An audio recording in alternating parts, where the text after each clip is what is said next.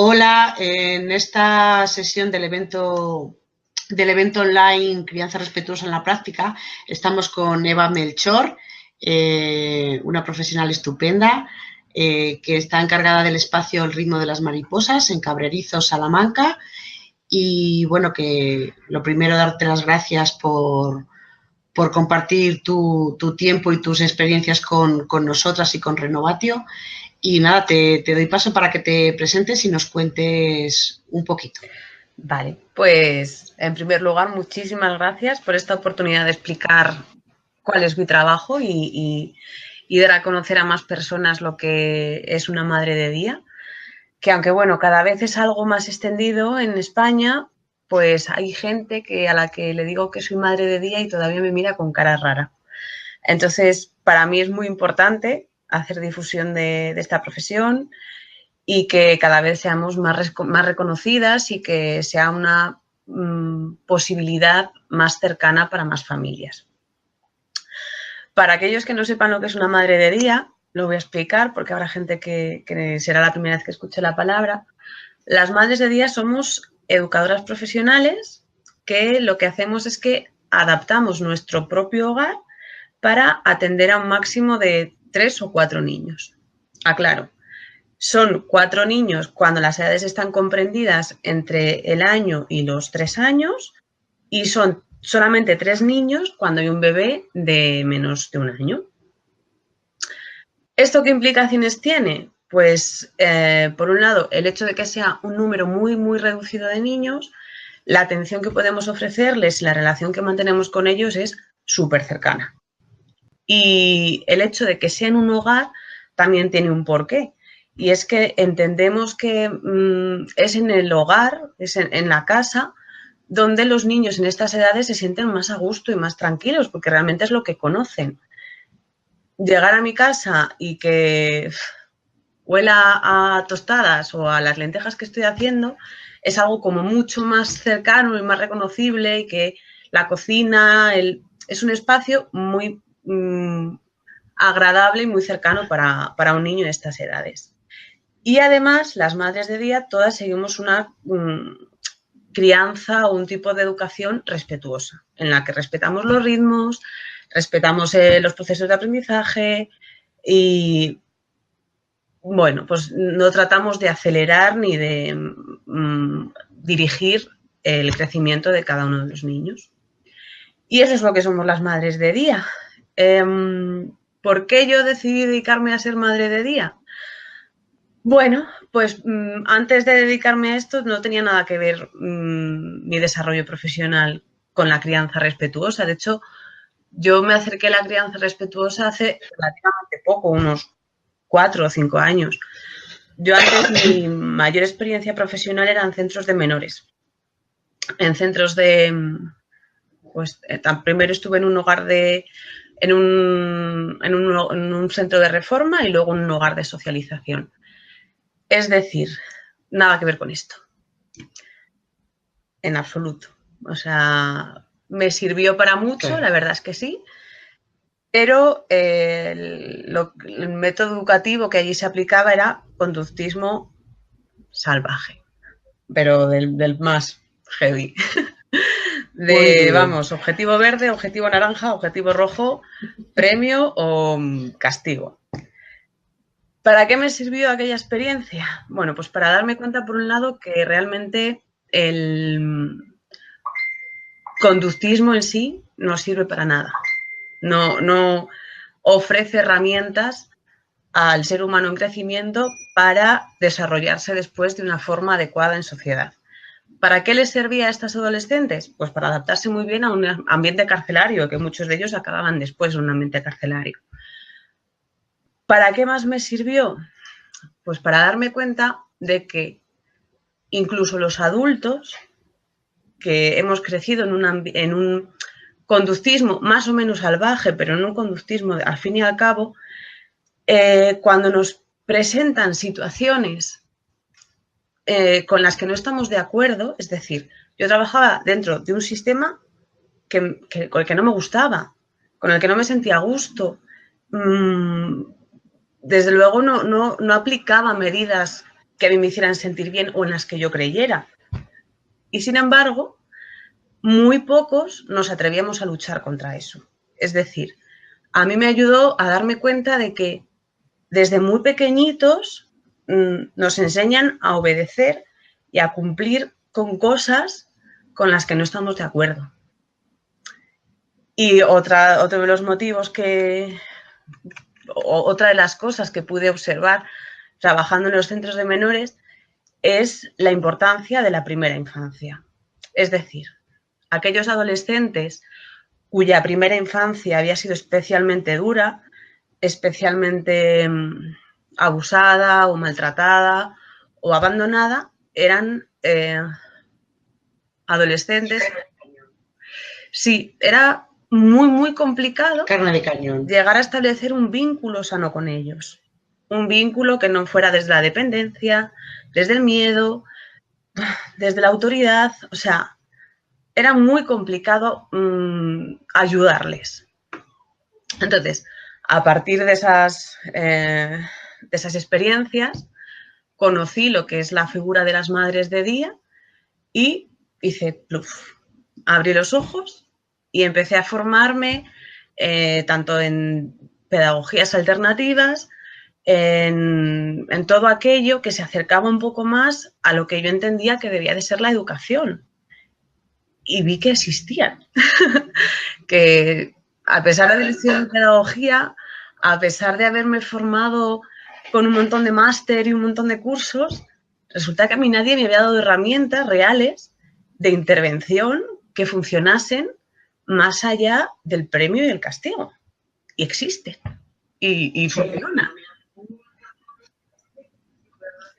Sí, la economía de puntos. Sí, la verdad es que a mí me pasó algo parecido. Que cuando descubres este mundo dices, sí, algo recuerdo, algo sobre la escuela nueva, María Montessori, algo sobre la Torre Rosa y las regletas Cuisinetti, pero no sabes, no tienes ni idea de la implicación que puede llegar a tener todo, así como todo por eso. Encima. Y sin ningún tipo de importancia ni valor. Y claro, cuando lo redescubres dices, pero si esto ya está inventado. Si esto... De hecho, lo nuevo en sí mismo es el conductismo. Eso sería de algún modo lo que llegó más tarde.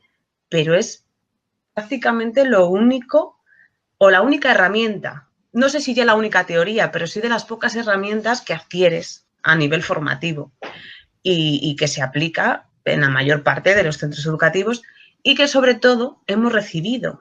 O sea, también creo que una de las...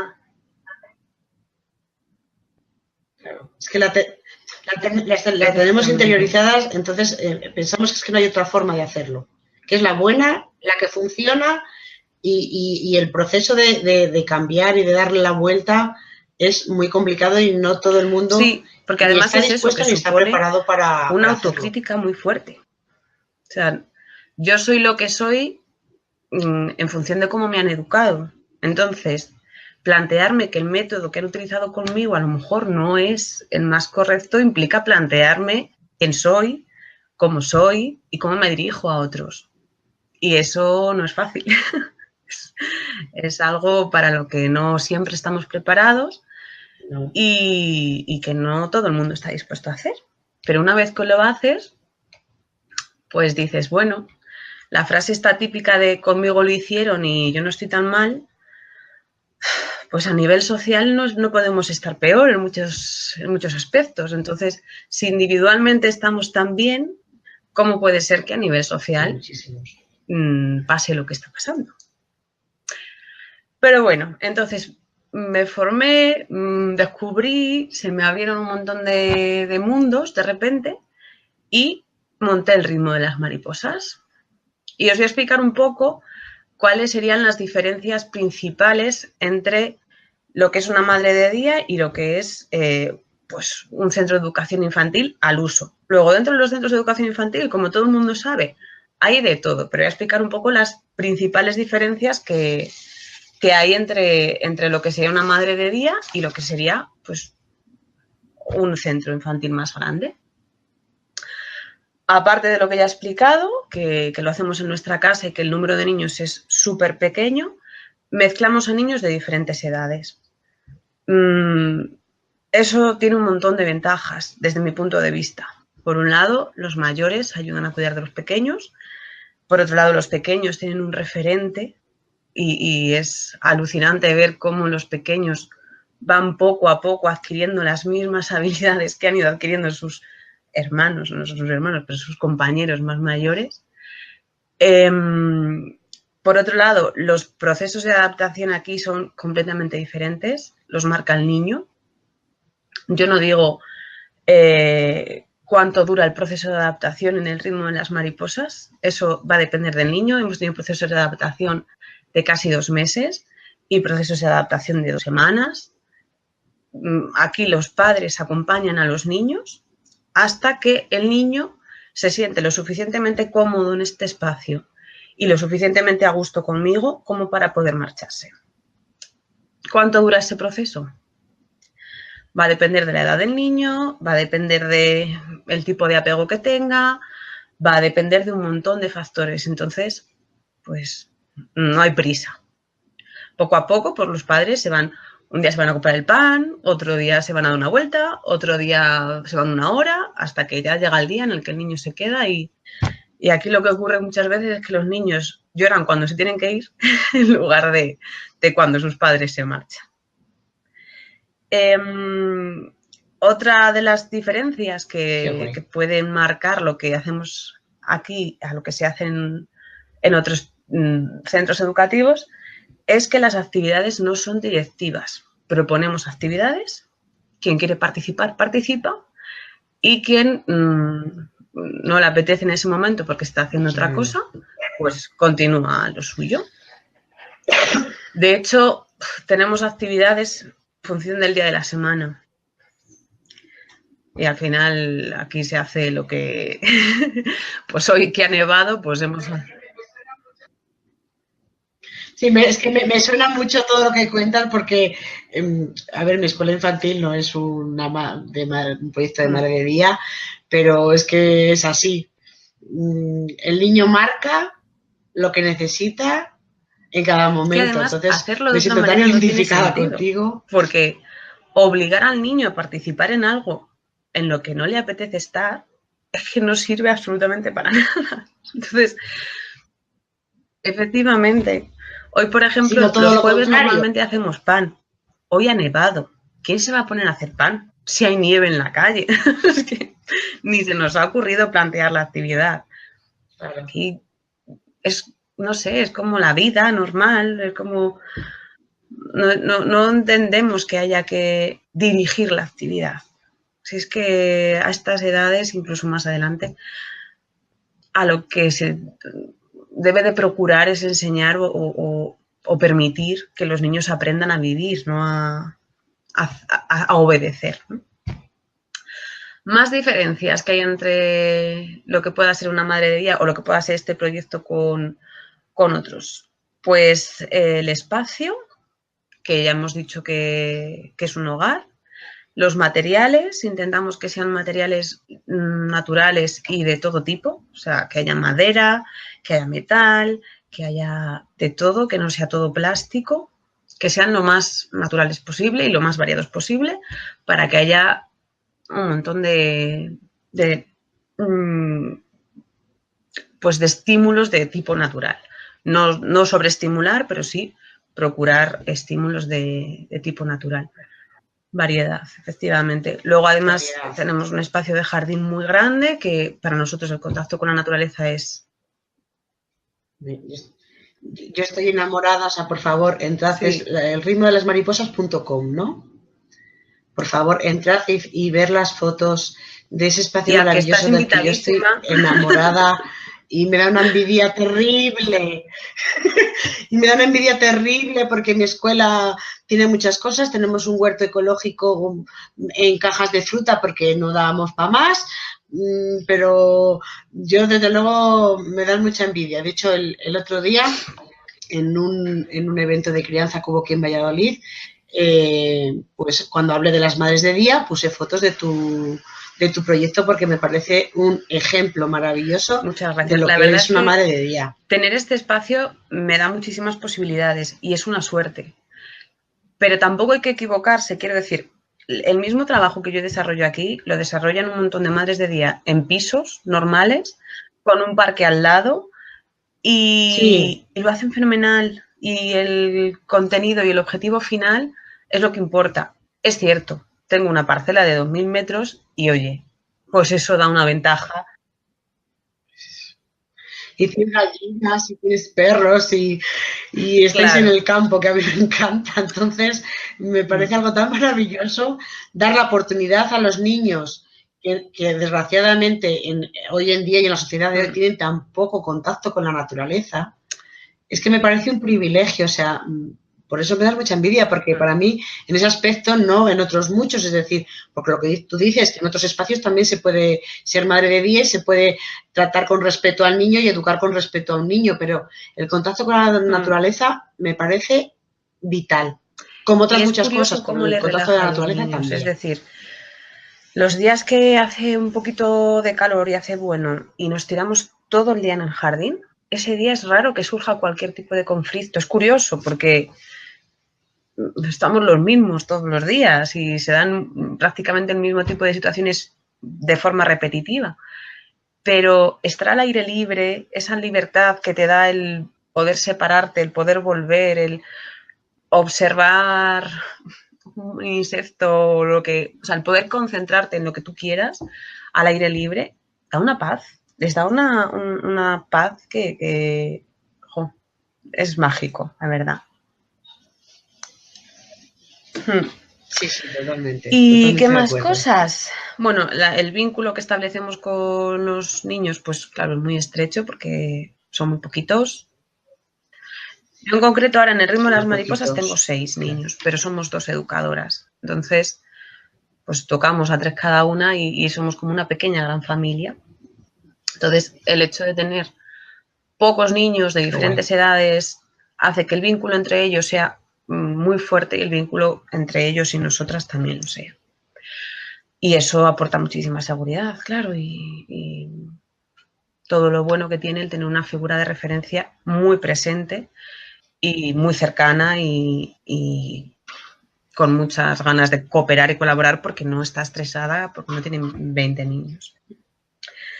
Y le damos una máxima atención a la educación emocional, a la validación emocional, a la resolución de conflictos, y también el hecho de ser tan pocos pues nos lo facilita bastante. Porque si tuvieras 25 de la misma edad, vamos, en este caso no, serían menos, serían 15 o 8 bebés. Mira a ver tú si vas a atender además, emocionalmente difícilmente voy a poder 15. hacer una adecuada educación emocional con alguien si yo soy la primera que está estresada, que está frustrada, que está angustiada. Desde ahí es muy complicado. Entonces, pues bueno, esto nos lo facilita bastante. Y luego otra de las características, y es de la que voy a hablar en esta charla, es de que procuramos no intervenir en prácticamente nada, pero especialmente no intervenimos en el desarrollo físico de los niños. O sea, no, procuramos que sean ellos los que vayan alcanzando de forma paulatina sus hitos de desarrollo fisiológico sin sobreestimular, sin intervenir, sin dirigir, sin forzar. Sin forzar, sin comparar, que yo es algo el hecho de que odio tengan a diferentes muerte. edades también nos facilita que no se compare. Ni siquiera se comparan entre ellos, porque es normal que el que tiene 1 año no tenga el mismo desarrollo físico que el que tiene 4. Entonces, no se comparan, porque no tendría sentido esa comparación. Pero sí, es fundamental lo que dices, lo de no comparar, confiar en el proceso, no intervenir. Todas esas cosas tienen un montón de implicaciones a otros niveles. Y de eso es de lo que voy a tratar de hablar un poquito hoy. Si quieres ponemos ya la presentación. La presentación. Bueno, pues, ¿a qué me refiero cuando hablo del desarrollo físico autónomo? Pues a lo que acabamos de decir ahora mismo, a respetar el ritmo sin anticiparnos, sin prisas, no esperar el siguiente paso, sino disfrutar de cada uno de ellos, que muchas veces con los niños parece que tenemos prisa en que caminen, en que se sienten, en que vayan alcanzando los diferentes hitos y se nos olvida disfrutar de cada uno de ellos. Para ello hemos de confiar en el niño y hemos de confiar en su capacidad de hacer evolucionar sus movimientos por sí mismo. ¿Eso qué implica? Pues implica, por un lado, un cambio en la visión del niño. Tenemos que dejar de ver al niño como un ser pasivo sobre el que hemos de actuar y sobre el que hemos de imponer nuestro criterio y empezar a verlo como un ser autónomo, activo y con capacidad de iniciativa, que realmente es lo que es. No venimos al mundo siendo tablas rasas, ni siendo trozos de barro que hay que modelar. O sea, venimos con una cantidad de capacidades innatas que somos capaces de desplegar por nosotros mismos. Esto implica, por lo tanto, un cambio de actitud en el adulto, en la forma de ver al niño y empezar a verle desde la igualdad y desde el respeto. Y, por último, esto implica confiar en ese proceso de desarrollo, confiar en que se va a dar de forma natural, sin tratar ni de forzarlo, ni sobreestimularlo, ni dirigirlo. Yo cuando veo pues, algunos vídeos de, por ejemplo, en las clases de psicomotricidad y veo a niños que son obligados a caminar por espacios para los que todavía no están preparados, yo que sé, a dar saltos que no les apetece dar por sí solos, que están completamente dirigidas a su actividad, me pregunto qué sentido tiene. Si todo eso el niño es capaz de hacerlo por sí solo, si se le permite. Muchas veces no le permitimos o le tenemos durante horas sentados en una silla para después darle una clase de psicomotricidad. Si es que te puedes ahorrar la clase de psicomotricidad simplemente con dejarle que se mueva. Pasa, Cristina, porfa.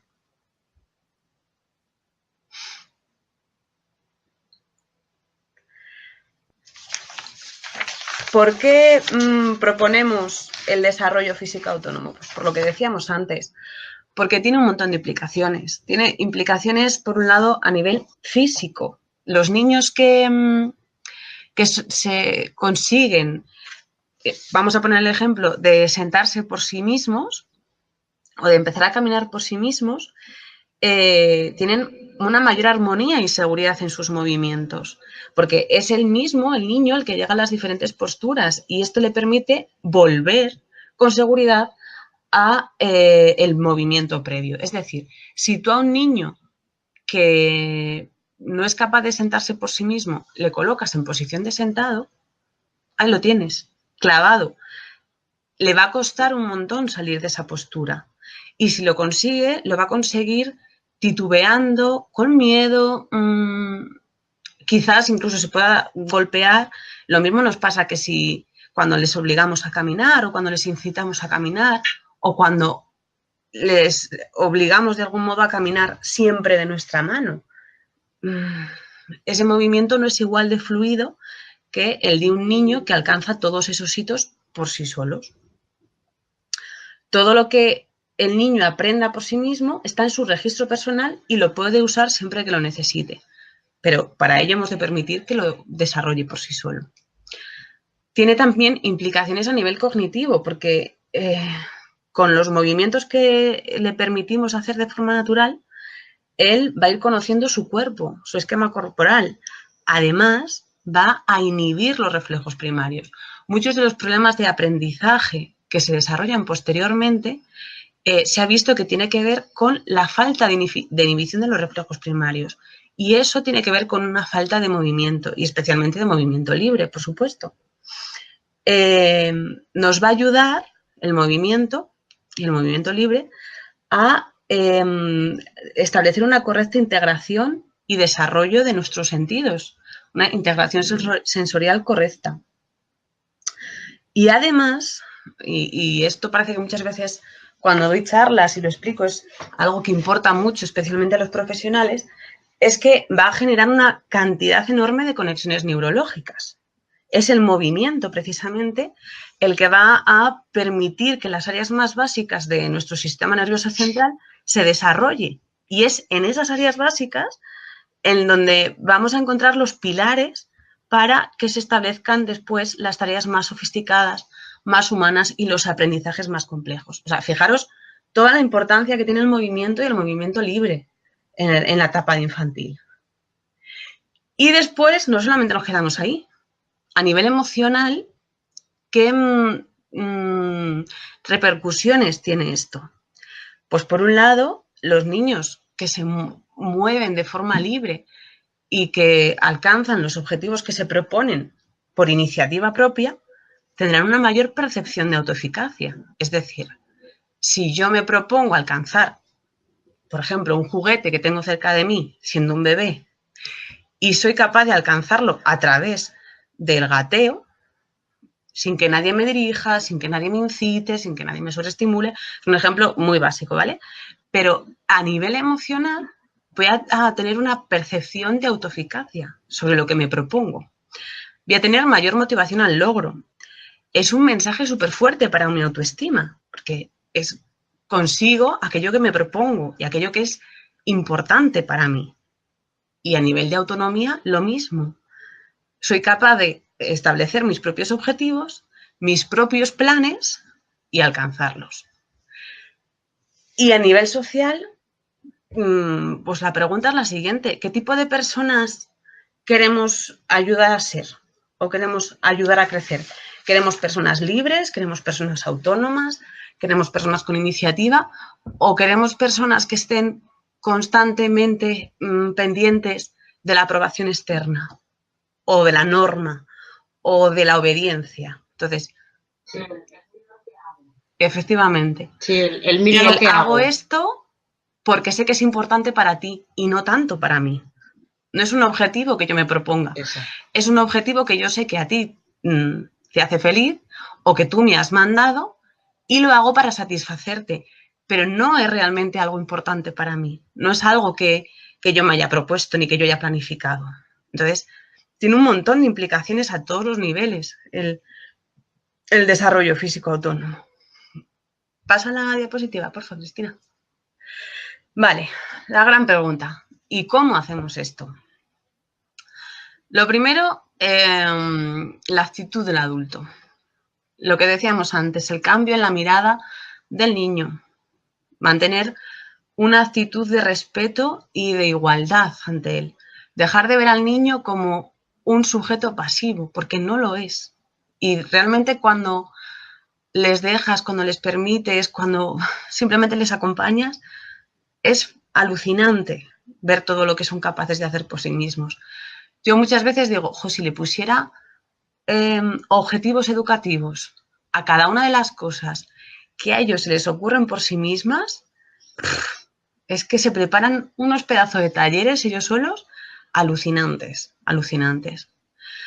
Entonces, ¿qué hacemos? Pues simplemente preparamos el espacio. Hacemos que el espacio sea un espacio seguro, un espacio que le permita tener ese movimiento sin ningún tipo de peligro.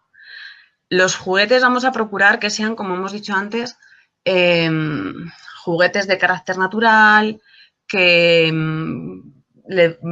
pues eso, de diferentes materiales y que sean lo más inacabados posible, en el sentido de que si les damos todos los juguetes de tipo electrónico, por ejemplo, o con un montón de estímulos, vamos a dificultar que su atención se centre en algo.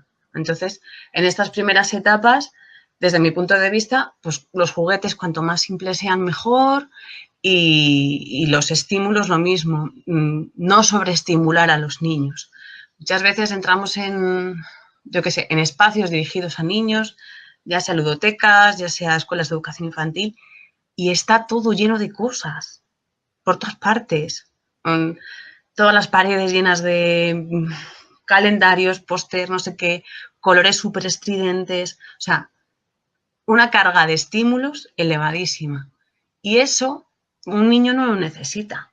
Realmente, si nos paramos a pensarlo, para él encontrar aquello que realmente le apetezca hacer o que le estimule o que le suponga un objetivo para él, le va a resultar complicado cuando todo está lleno de cosas y de estímulos. Y con los ruidos lo mismo. Yo no sé si le pasa a todo el mundo, solo me pasa a mí. Cuando voy a un centro comercial que está lleno de ruidos, de estímulos por todas partes, me estreso un montón.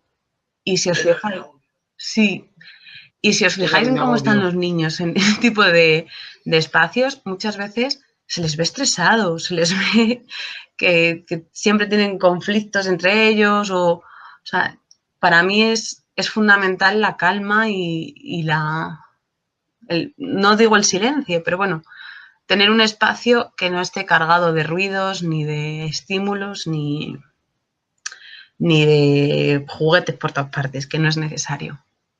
Y la actitud del adulto, pues es fundamental la presencia, el saber que el niño puede contar con nosotros en cualquier momento.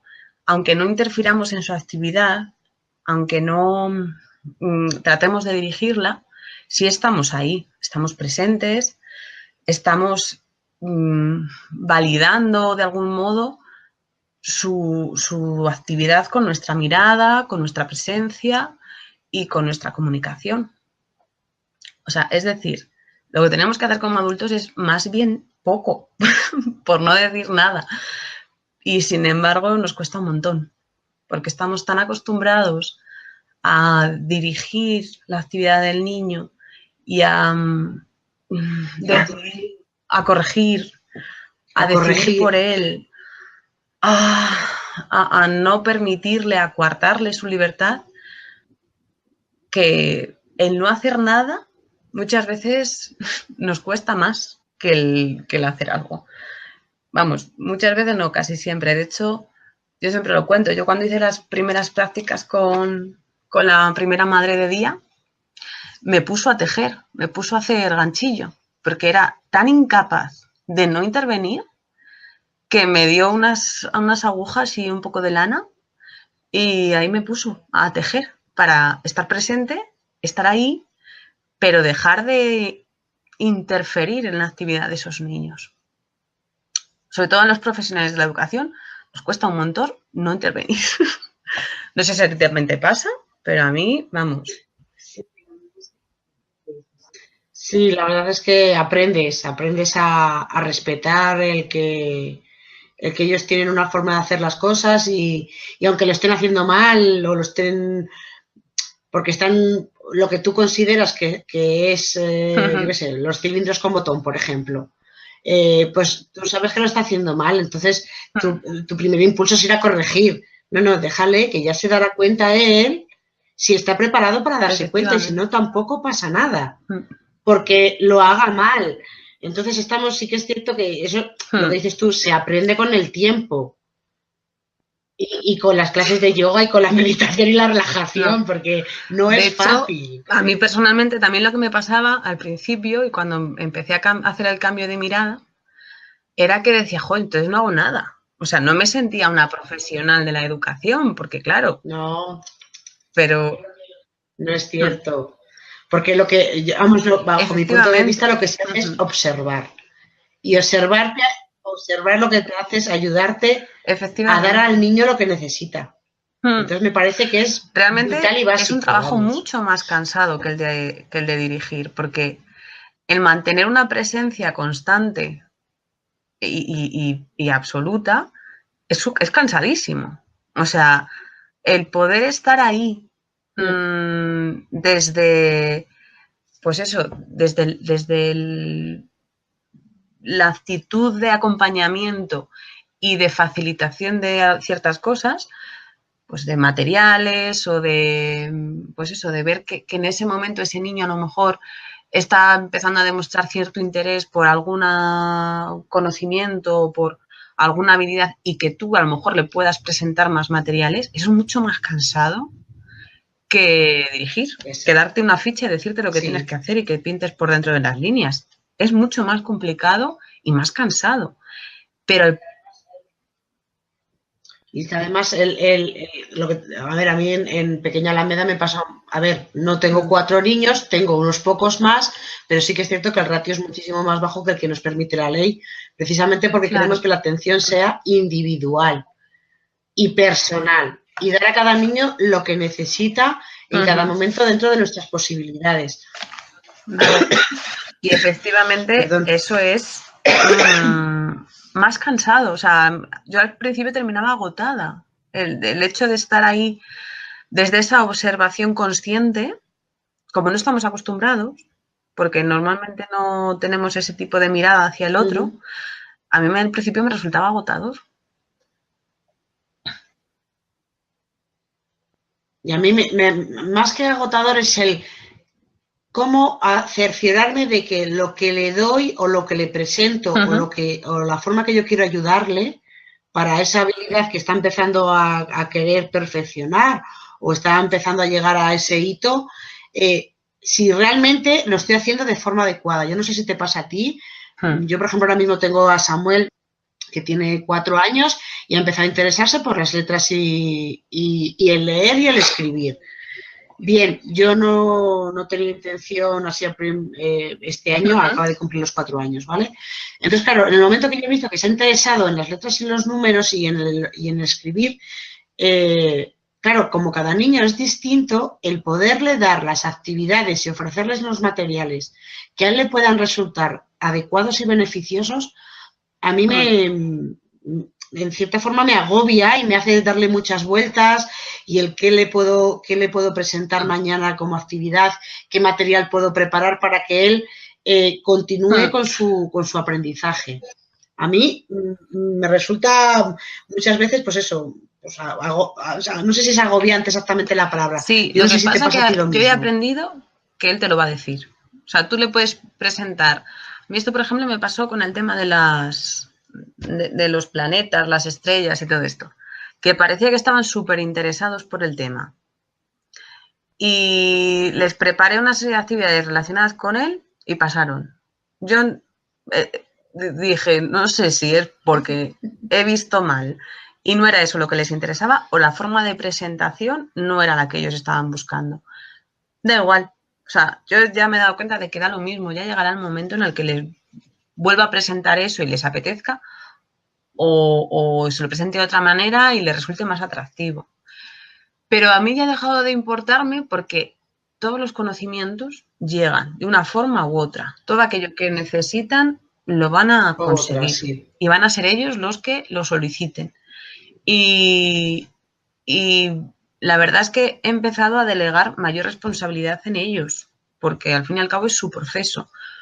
Yo les acompaño y les ayudo en lo que puedo, pero ya no me siento tan responsable de facilitarles todo mucho, porque realmente es que no lo necesitan. Es que ellos alcanzan... Ya. Ahora que he puesto una serie de fotos en la presentación, os voy explicando un poco qué tipo de actividades son las que se están dando en las que yo no tengo nada que ver más que estar ahí. O sea, son ellos los que han preparado esa actividad. Si quieres, pasa a la siguiente. Por ejemplo, estos son imágenes cotidianas, ¿vale? Hay diferentes materiales y los niños hacen con ellos lo que se les ocurre y lo que les apetece. Ahí tienen la torre rosa, ha colocado la torre rosa de esa manera, ha fabricado unas escaleras, está trabajando un montón de cuestiones matemáticas, de lógica, de psicomotricidad, por sí solo. Y él mismo, en este caso, ese niño, el que está con la torre rosa, tenía en ese momento 2 años. En la otra foto está con otro niño que tenía en ese momento 4 años y cada uno de ellos está en su actividad concentrado y yo no tengo nada que ver. O sea, son actividades que ellos desarrollan por sí solos desde su propia iniciativa. Pasamos a la siguiente, si quieres. Aquí he puesto una serie de imágenes, ¿vale? Por ejemplo, en la imagen de la derecha vemos al mismo niño que veíamos antes, que en esa época tenía 2 años, que está clasificando. Tiene por un lado las nueces, por otro lado tiene alubias, creo que era, garbanzos o tal. macarrones y Macarrones, sí, eso parece lo la está foto. haciendo él. No, yo no le estoy incitando a que lo haga así. A que Es lo decir, clasifique. él en ese momento de su desarrollo, por el motivo que fuera, le apetecía empezar a clasificar y empezó a clasificar. Punto. Ya está. A lo mejor si yo le hubiese dirigido la actividad, la hubiese rechazado porque a lo mejor no era el momento. Y sin embargo, él en ese momento lo hizo. En la foto de al lado es de un día que, bueno, pues empezamos a pintar con pintura de dedos y se nos fue de las manos y acabó por toda la casa. Que mola guarrear mucho. Mola guarrear. Que Mola realmente a los mucho niños, si les guarrear. permites guarrear, guarrearían todo el día, que a mí también me hace mucha gracia cuando se hacen talleres de estimulación sensorial, pero luego les llevamos al parque y que no se manchen. Pero si es que ellos mismos se estimulan sensorialmente todo lo que les permitas, pero eso tienes que permitir, claro. Pasamos de diapositiva, Cristina. Claro. Pues esto es un día cualquiera. En la foto de la izquierda están con un espejo y jugando con los rayos del sol que en ese momento entraban por la ventana. Y en la otra foto están con una linterna y jugando con las sombras. Imaginar, yo es verdad que les doy los materiales y que puedo empezar yo el juego o no, pero luego son ellos los que deciden cómo utilizar el material, cómo jugar con los rayos de sol, qué figuras poner para ver la sombra. Todos esos aprendizajes que se desarrollan por sí solos son aprendizajes reales. Son cosas que a ellos les generan curiosidad y que quieren experimentar y por lo tanto aprender. Continuamos si quieres. Aquí lo mismo, son imágenes de vida cotidiana. Como podéis ver, están en pijama. Muchos de los niños vienen en pijama y se van cambiando a lo largo del día, no hay problema en eso. Y aquí siguen experimentando de forma autónoma y de forma no dirigida. Continuamos, si quieres. En este caso, esta bebé en ese momento no tenía el año, tenía 8 meses.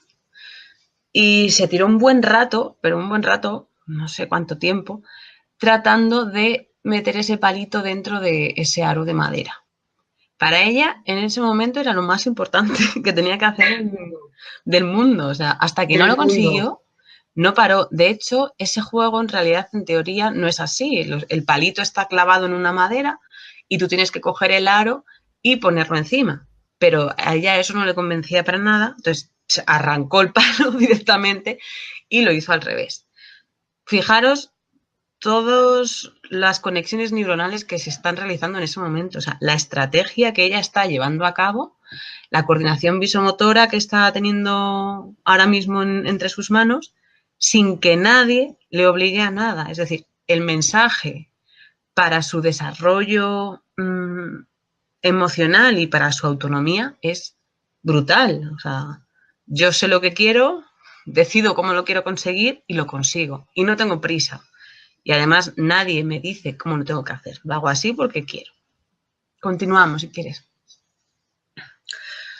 Esta es una de las imágenes que más me gustan. En esta foto yo no sé si el niño tenía 2 años para 3 o ya tenía los 3 años cumplidos. Tiene un destornillador y le está cambiando la pila al tren, ¿vale? A él le encantaba jugar con ese tren. Ahora ya se le ha pasado la fiebre, pero tuvo un momento de que lo que más le apetecía en el mundo era jugar con el tren. Imaginaros el nivel de complejidad que tiene quitar un tornillo minúsculo, que ya veis cómo son los tornillos de estos juguetes, enanísimos. Bueno, pues con su psicomotricidad primitiva todavía, pues lo consiguió. Y hasta que no lo consiguió, no paró. Era, pues lo mismo que para la niña que hemos visto antes, en ese momento era lo que él necesitaba hacer para que su tren funcionara y pudiera seguir jugando. Entonces, es realmente un aprendizaje significativo, que es aquel en el que tú te planteas qué quieres conseguir y cómo quieres conseguirlo. Continuamos si quieres. Nada, esto es un día normal en un taller de pintura. Ya veis, cada uno pinta donde quiere, como quiere y lo que le apetece. ¿Para qué pintar una ficha dentro de unas líneas? de lo que se trata es de disfrutar de la pintura. Entonces, cada cual elige dónde quiere pintar. Continuamos, Cristina. Esto nada, más imágenes de vida cotidiana. El mismo niño que antes estaba cambiando la pila al tren, por fin consiguió cambiarle la pila al tren y se montó esa pedazo de pista.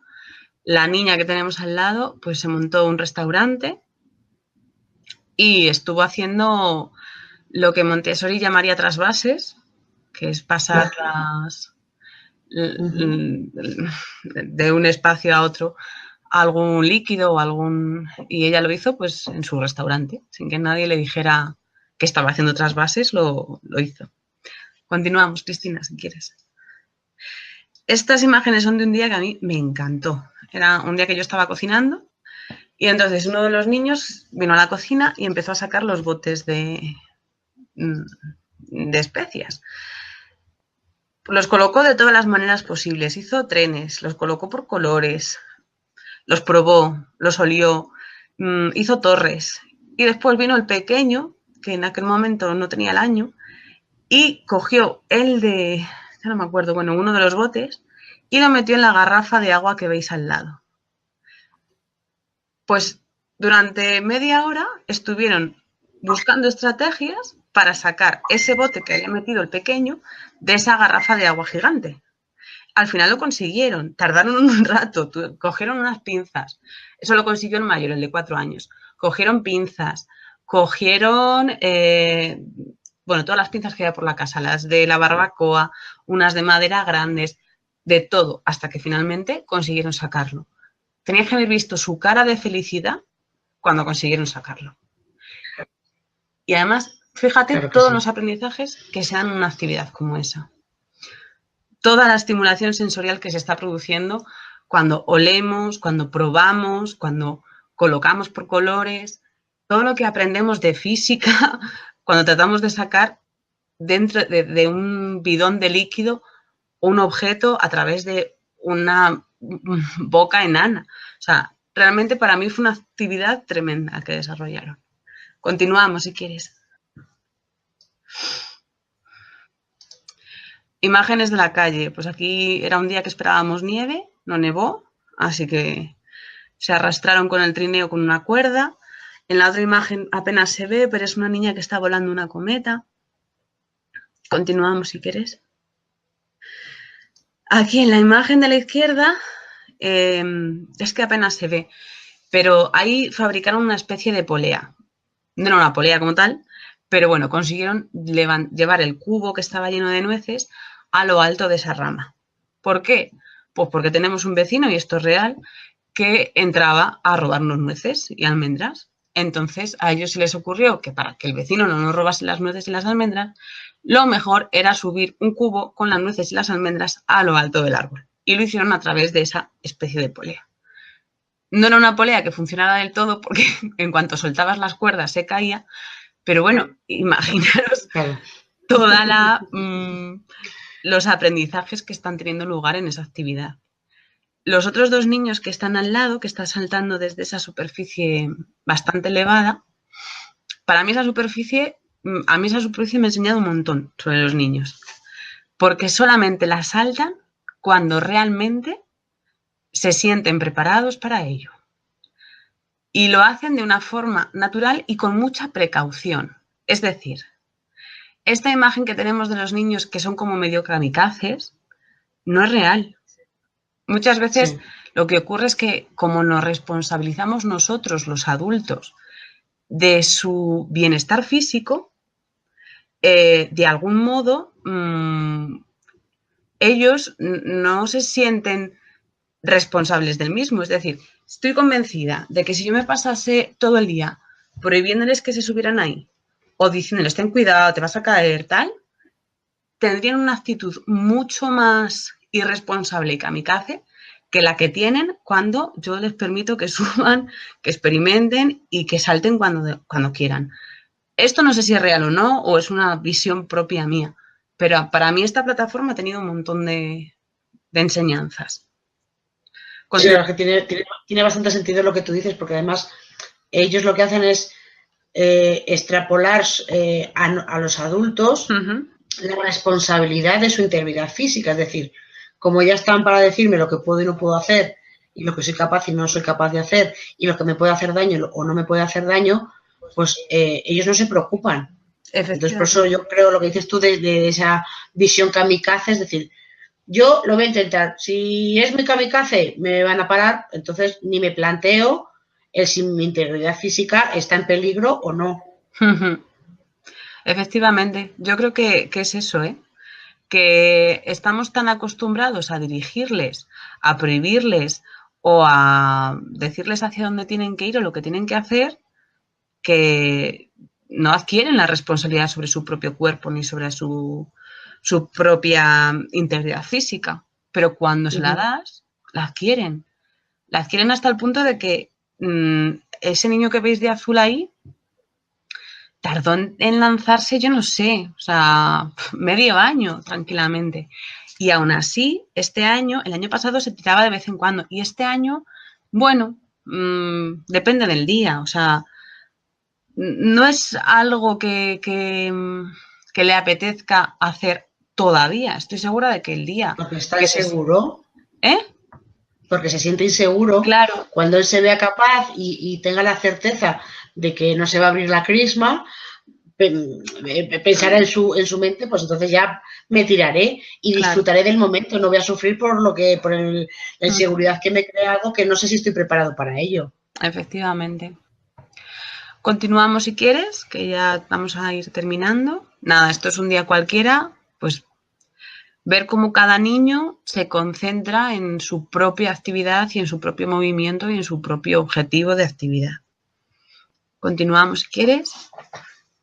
Lo mismo, llega la primavera y aquí la estimulación sensorial, yo no necesito hacer ningún taller de estimulación sensorial. Ellos mismos buscan pues cómo activar sus sentidos. Continuamos si quieres. Esto, pues lo mismo, son ellos los que estimulan su equilibrio, su sistema vestibular, se preparan sus plataformas y buscan cómo ir desarrollando y cómo ir alcanzando hitos fisiológicos, físicos, de forma completamente natural y completamente autónoma. Continuamos si quieres.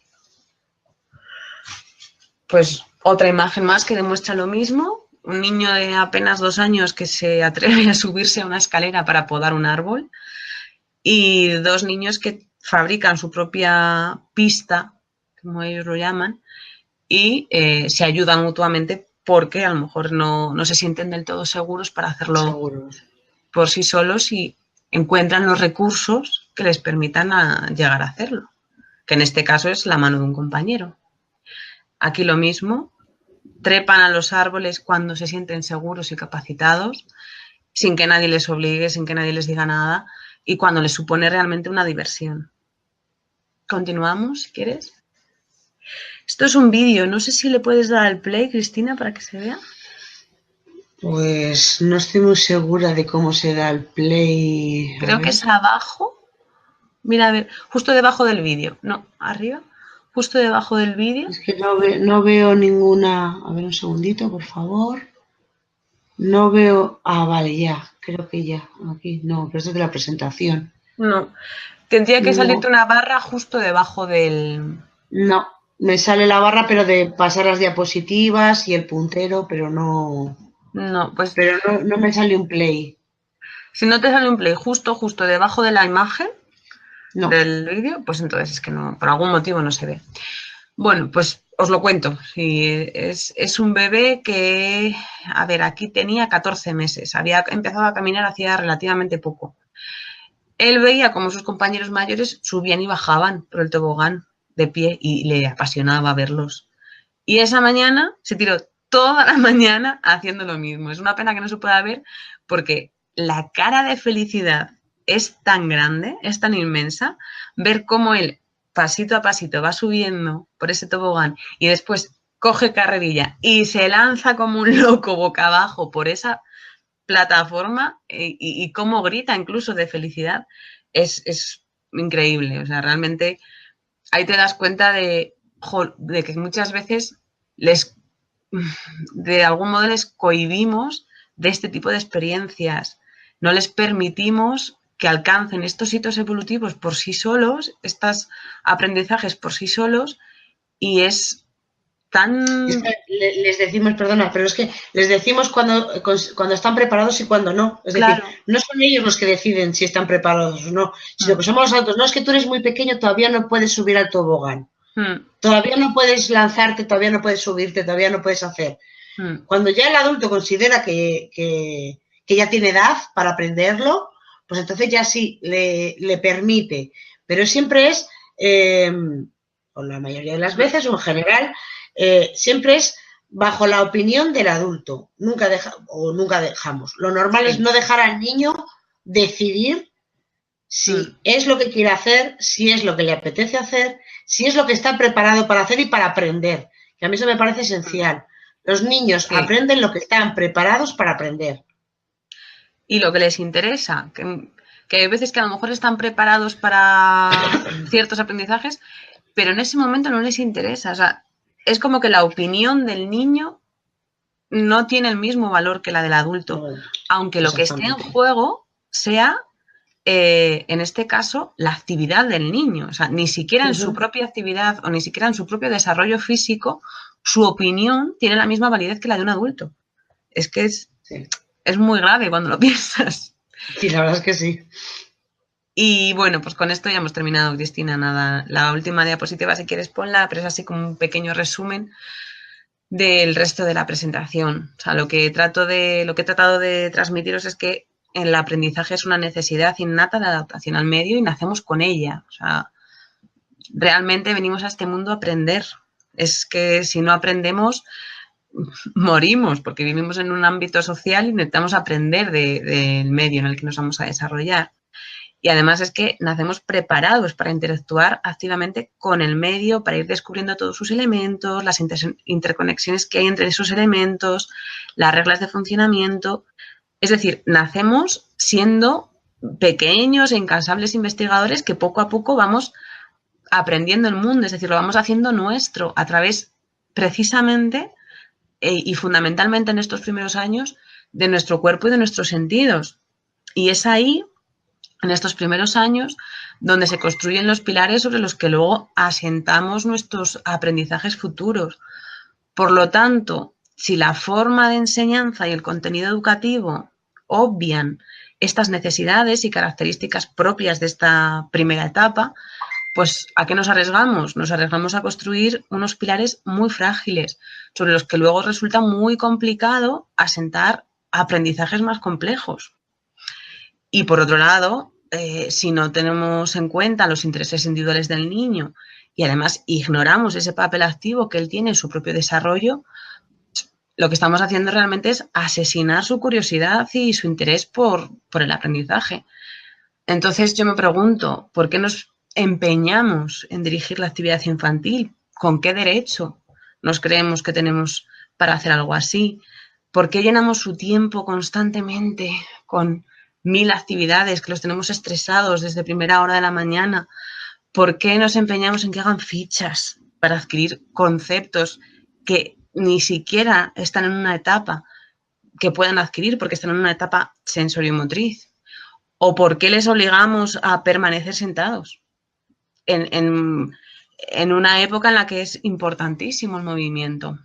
Es decir, en definitiva, ¿por qué tratamos de acelerar un proceso que se lleva a cabo de forma natural? ¿Quiénes nos creemos los adultos que somos para acelerar algo que no debe, o sea, que tiene lugar de forma natural? Tenemos la impresión muchas veces de que antes es mejor porque vivimos una sociedad competitiva en la que nos comparamos con todos y no es cierto. No es cierto que antes sea mejor y además creo que nos perdemos muchas cosas por el camino cuando tratamos de acelerar el proceso. Y además, lo que dices tú que intentamos, pues eso, apuntarles a inglés porque tienen que aprender inglés y además a Kumon porque tienen que aprender matemáticas y lectoescritura y ya no solamente a lo de extraescolares, digo en general el sistema. Entonces, les estamos preparando para un futuro incierto, que no sabemos muy bien qué es lo que van a necesitar dentro de 20 años, porque nadie se podía imaginar profesiones que hay ahora mismo hoy en día, hace 20 años, 30 años eran impensables. Entonces, les hacemos prepararse para algo hipotético que está en nuestras cabezas, en la de los adultos, y además es que no les dejamos disfrutar de la infancia en general. Ya no hablo de aprender o no aprender, que los niños están constantemente aprendiendo, aunque parezca aparentemente que no están haciendo nada. Para nosotros no están haciendo nada. Sí, efectivamente. Además, es lo que tú dices, que les estamos preparando, pero no les estamos dejando ser. Es decir, parece que la función del niño es prepararse para cuando sea. Y se nos olvida que es que ya está siendo, ya es alguien. No podemos obviar que dentro de ese pequeño cuerpecito hay alguien que ya está siendo y al que le tenemos que permitir ser en todo su esplendor. No podemos estar pendientes de cuando seas mayor tienes que saber inglés, matemáticas, no sé qué. ¿Y hoy? A mí me parece que eso, el disfrutar de cualquier cosa que hagamos, porque los adultos también buscamos, nos ponemos metas o queremos obtener logros, pero yo creo que es tan importante el logro final como el proceso, en la medida de lo posible, poder disfrutar de ello y no sufrir. Entonces, me parece vital el ser conscientes de qué es lo que necesita un niño para poder ser feliz ahora y para poder, como tú decías, sentar las bases para futuros aprendizajes, para futuras experiencias, para saber aprender a manejar sus emociones. Entonces, yo creo que tu proyecto en ese aspecto es muy buen ejemplo para explicar qué es lo que necesita el niño y todo lo que aprende un niño a través del movimiento. Yo creo que ha sido muy gráfico y además muy cercano, porque son ejemplos cotidianos que te pasan a ti en el día a día, entonces me parece que son muy gráficos y que se entienden muy bien.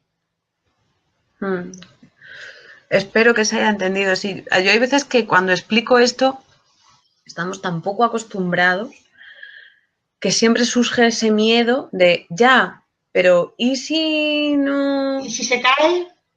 ¿O y si no aprende a leer? ¿O y si llega al cole y no sabe sumar? Es que es tan absurdo. O sea, vivimos en una sociedad lectoescritora y en la que los números están por todas partes. Entonces, dirigir toda la actividad en torno a algo como eso es absurdo, porque además los niños alcanzan eso aunque no se lo enseñes. Yo siempre lo digo, uno de los niños que tuve al principio, ese niño se sabía la tabla del 3 y yo no se la enseñé nunca.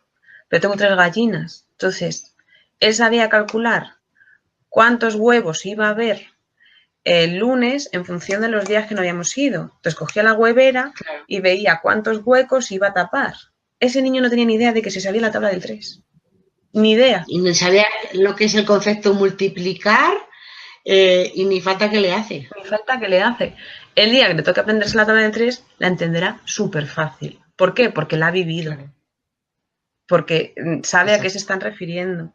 Entonces, yo creo que lo importante es quitarnos todos esos miedos que tenemos encima de todo en general, de se va a caer, se va a manchar, no va a alcanzar los conocimientos necesarios para el día de mañana, todas esas cosas, porque son miedos que nos han infundado y que son completamente irreales. Sí, lo que pasa es que es muy difícil el quitarnos esa mochila que llevamos tanto tiempo con ella, que además pensamos que no hay otra, que esa es la que es y ya está. Y la inseguridad que te crea que te quiten algo en el que tú has cimentado tus bases más profundas, en este caso como educadoras, que es muy difícil y muy complicado y crea muchísima inseguridad. A mí me está pasando, yo estoy en ese proceso de transformación y de entender qué es un niño y cómo hace las cosas el niño para poder ayudarle y acompañarle.